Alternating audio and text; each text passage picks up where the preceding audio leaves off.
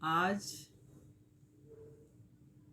हम भास्वती पाठ का चतुर्थ पाठ प्रजा अनुरंजको नृपा ये पढ़ेंगे। यह पाठ महाकवि कालिदास ने रघुवंश के प्रथम सर्ग से लिया है। इन आरंभिक श्लोकों में कालिदास महान रघुकुल के राजाओं के गुणों का वर्णन के माध्यम से संसार को यह बताने की चेष्टा करते हैं कि शासकों में कौन कौन से गुण होने चाहिए और राजा का मुख्य धर्म प्रजा का अनुरंजन करना है। राजा को प्रजा के कल्याण के लिए ही प्रजा से कर लेकर कोष एकत्रित करना चाहिए और राजा में कौन कौन से गुण अर्थात राजा को विद्वान, सत्यवादी, इंद्रिय निग्रही और प्रजापालक होना चाहिए, इन सारे श्लोकों में यही बताया गया है। त्यागाय संभृतार्थानां सत्याय मितभाषिणां यशसे विजिगीषूणां प्रजायै गृहमेधिनां। त्यागाय, त्याग के लिए, त्याग पद में चतुर्थी भक्ति है अर्थात त्याग के लिए। संभृतार्थानां, संभृतार्थानां शब्द का अर्थ है धन संग्रह। धन इकट्ठा जो करते थे वह सिर्फ त्याग के लिए करते थे अर्थात लोगों की भलाई के लिए, दान के लिए धन इकट्ठा करते थे। सत्याय और सत्य के लिए, इसमें भी चतुर्थी भक्ति है, सत्य के लिए ही। मितभाषिणाम, मितभाषिणाम अर्थात कम बोलते थे, क्योंकि अधिक बोलना जो है, अधिक बोलने से वाणी की चंचलता, वाचालता प्रकट होती है, इसलिए वे सत्य के लिए जो है कम बोलते थे। मितभाषिणाम। और यश से, यश के लिए ही, प्रतिष्ठा के लिए ही।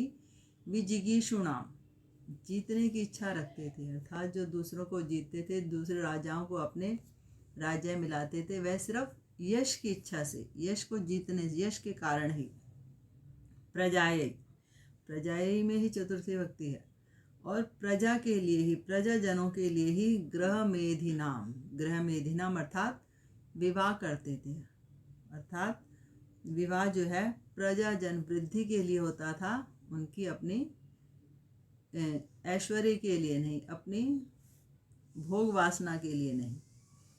शैश्वे अभ्यस्त विद्यानाम यौवने विशेषिणाम वार्धके मुनिवृत्तिनाम योगे नान्ते तनु त्यजा। अर्थात यशसी, शैशवे, शैशवे अर्थात शैशव में, बाल्यावस्था में ही। अभ्यस्त विद्यानाम, वह विद्या का अभ्यास जो है बाल्यावस्था में कर लेते थे। जो रघुवंशी थे, रघु के वंश में जो राजा थे, वह बचपन में ही, बाल्यावस्था में ही विद्या का अभ्यास करते थे।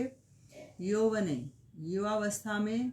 विशेषिणाम, भोग विलास की इच्छा से, और युवावस्था में भोग विलास करते थे। वार्धके, वार्धके अर्थात वृद्धावस्था में।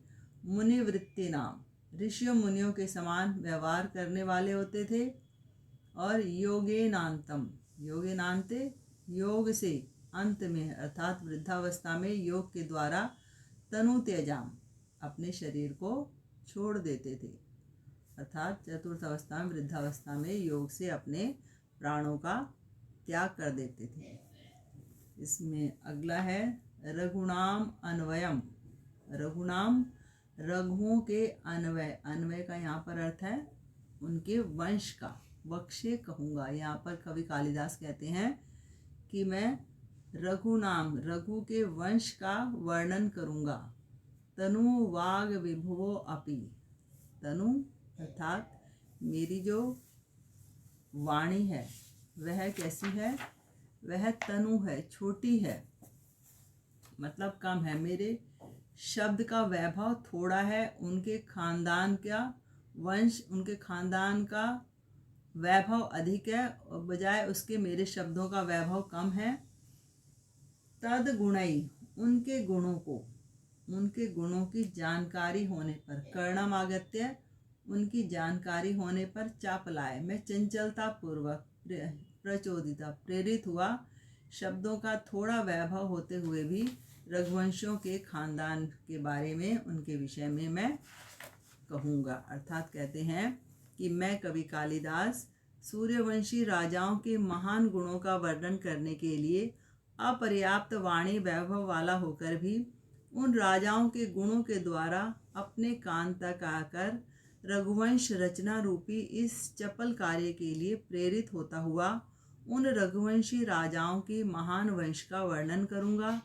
ये गुणी राजा दान के लिए ही धन संग्रह करते थे, न कि भोग विलास के लिए। अधिक बोलने पर कि कहीं मुख से असत्य न निकल जाए, इसलिए सत्य की रक्षा हेतु कम बोलते थे।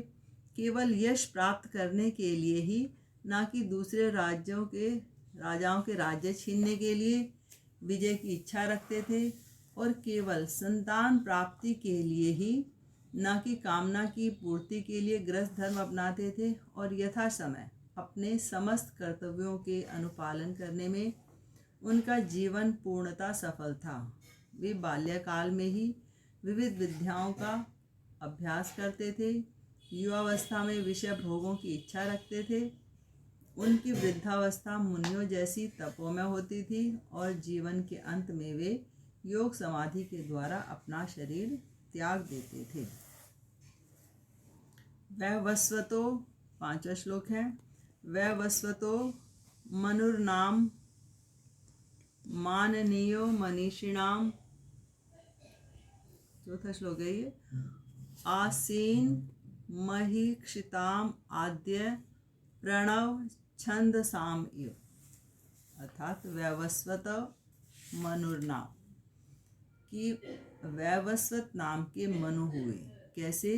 माननीयो मनीषिणाम, माननीय सम्मान के योग्य, मनीषिणाम विद्वानों में, महीक्षिताम, महीक्षिताम अर्थात राजाओं में, आद्य प्रथम, प्रथम जो अर्थात राजाओं में पहले, छंदसाम प्रणव, छंदों में, छंद कहते हैं यहाँ पर कहा गया वेदों में, प्रणव, प्रणव का अर्थ है यहाँ पर ओंकार, छंदों में ओंकार के समान वैवस्वत नाम के मनु हुए, अर्थात वेदों में ओंकार के समान, विद्वानों में पूजनीय, राजाओं में सर्वप्रथम वैवस्वत नामक मनु हुए। जिस प्रकार क्षीर सागर में चंद्रमा उत्पन्न हुआ, उसी प्रकार उन्हीं वैवस्वत मनु के वंश में उनसे भी अधिक कांतिवान राजाओं में चंद्रमा के समान तेजस्वी राजा दिलीप हुए। तदन्वये उन्हीं के वंश में शुद्धिमती, शुद्धिमती पवित्र वंश में प्रसूतः उत्पन्न हुए। शुद्धिम उत्तम उत्तरा, शुद्धिम उत्तरा, शुद्धिम उत्तरा अर्थात पवित्र से भी पवित्र शुद्धिमती, उस पवित्र वंश में प्रसूतः उत्पन्न हुए। तदन्वय उनके वंश में उत्पन्न हुए दिलीप इव, दिलीप राजा दिलीप। कैसे राजा दिलीप?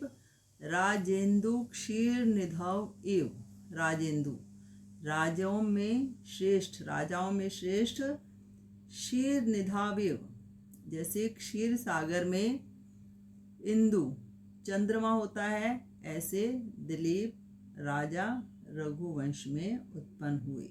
कि जैसे क्षीर सागर में चांद्र सुशोभित होता है, उसी प्रकार राजा दिलीप रघुवंश में उत्पन्न हुए।